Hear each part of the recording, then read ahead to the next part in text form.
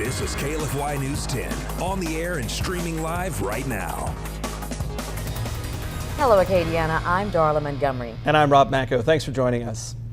Lafayette School Superintendent Dr. Pat Cooper says, frankly, he's puzzled. At tonight's school board meeting, Cooper focused on what's bothering him, and it's the investigation by the Lafayette Parish School Board. The board recently hired a Baton Rouge lawyer to investigate alleged complaints against Dr. Cooper. Tuesday, the board was to discuss the investigation, but that meeting was abruptly canceled. News 10's Renee Allen takes it from there.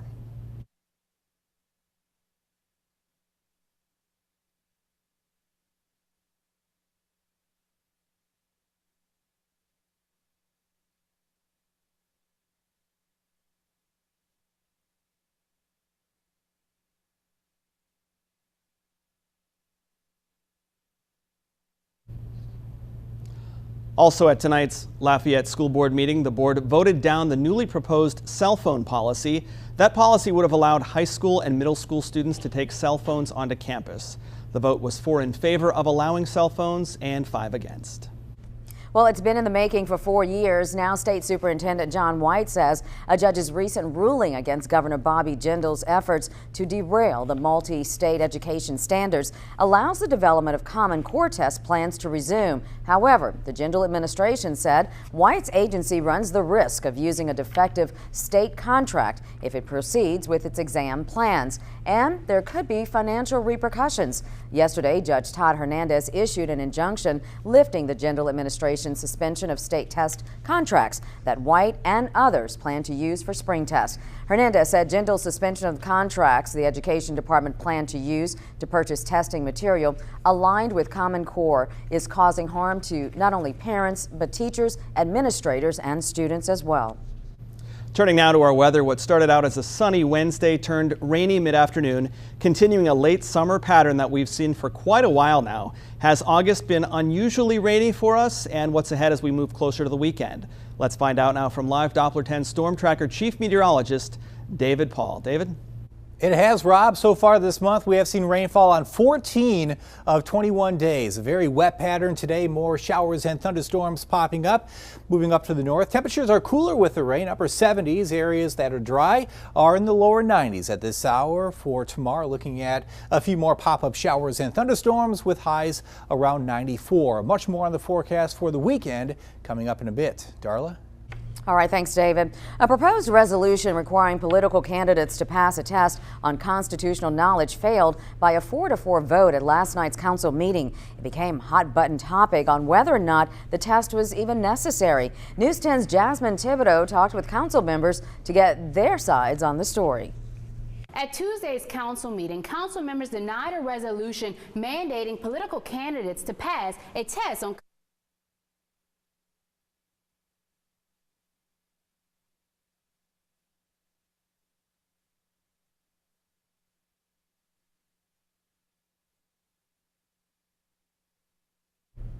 Terrio says the next move is to bring the amended resolution up for a vote at a later date. It's been 1 year since the former University Medical Center was revamped to become the new University Hospital and Clinics. And in that time, the facility has seen some major improvements in several areas, and that includes wait times in the hospital's emergency room. Last year, ER patients at UHC had to wait an average of 155 minutes to be seen by a doctor. Now that wait time is down to 79 minutes, a 49% reduction in just 1 year. Even though UHC has seen a slight increase in patient volume, CEO Jared Stark says the facility is running more efficiently, largely thanks to the use of electronic medical records. Our physicians have more ready access, readily available information on a patient, so they can look up a previous lab result or they can look up a previous x-ray. The hospital has also added more beds and brought back their orthopedic and pediatric departments. Federal health officials are reviewing Governor Bobby Jindal's revised financial plan.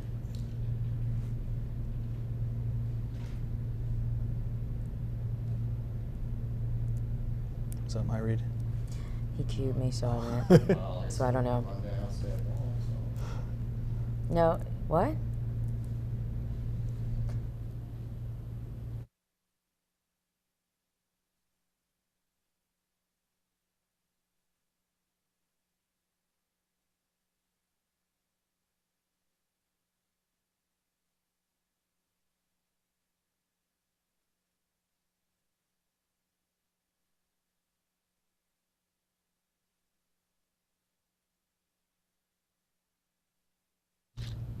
Federal health officials who are reviewing Governor Bobby Jindal's revised financing plan for 6 LSU hospital privatization deals say they have some questions. Today, the state health department released a 3-page letter listing questions about the deal from the U.S. Centers for Medicare and Medicaid Services.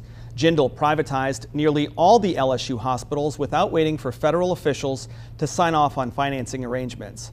Federal health officials rejected the plans for 6 hospital deals back in May. Officials say the agreements don't meet federal guidelines.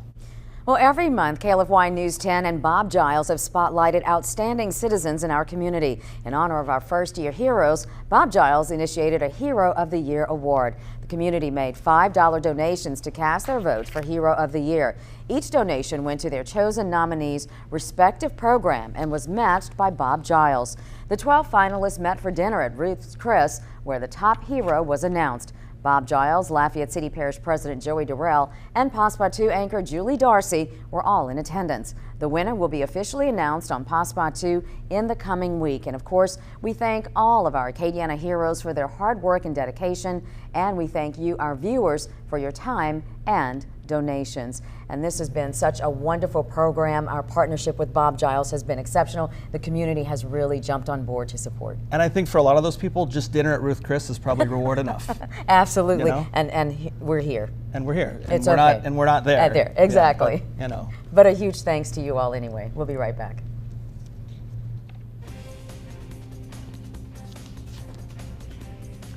Serial killer Derek Todd Lee lost an appeal today. We'll tell you what he was claiming in the courtroom.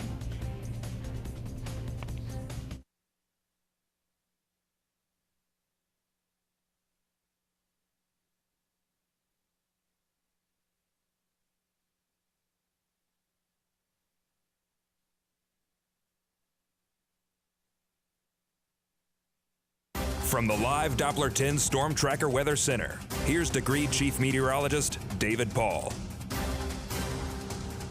Welcome back. We're tracking showers and thunderstorms across Acadiana at this point with the heating of the day, the rainfall kind of exploding over us. Meanwhile, that area of high pressure over the Gulf will move over Louisiana for the weekend, and that means less of a rain chance for tomorrow and for Saturday and Sunday. For the overnight period, the showers fade away, and then for tomorrow, just a slight chance of a couple showers popping up once again, a lower chance as we go through the weekend. With the rainfall, 79 now in Lafayette, surrounding areas in the 90s, kind of a hot pattern setting up, and we will see the hottest air of summer on the way for the weekend. Locally 77 in New Iberia, dew point readings in the mid 70s, a very muggy atmosphere. To the tropics we go, watching that one area of disturbed weather way out there in the Atlantic. Not quite a tropical depression yet, but it may form as we go through the coming days, moving off to the west northwest here towards the islands, and as we go through the weekend, that will continue off to the north and to the west, eventually making more of a curve to the north the way it looks, and maybe remaining out there in the Atlantic. Pretty quiet here at home. The peak of hurricane season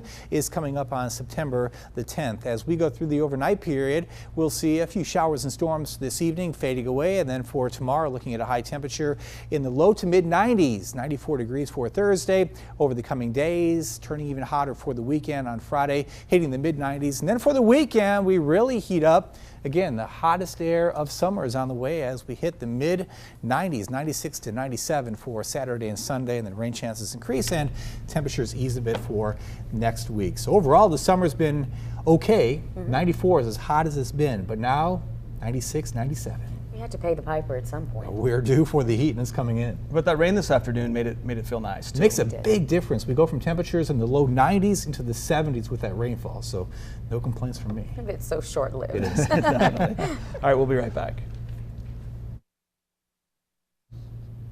Convicted serial killer Derek Todd Lee lost an appeal in district court. Lee was trying to convince a state judge he deserves a new trial in the 2002 slaying of former LSU graduate student Charlotte Murray Pace. State District Judge Richard Anderson rejected, among other things, Lee's claims of ineffective assistance of counsel at the guilt and penalty phases of his trial.